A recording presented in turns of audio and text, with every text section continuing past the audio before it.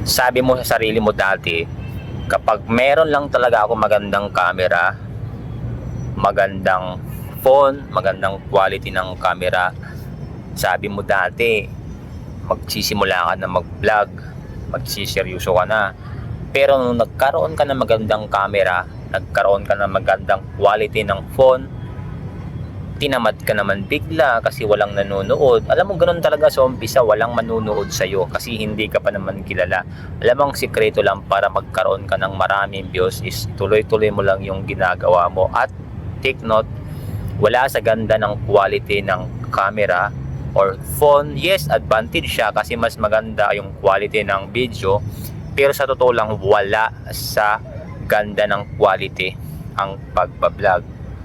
Nasa consistency, nasa paggawa ng content, ng quality content, nandun ang sikreto.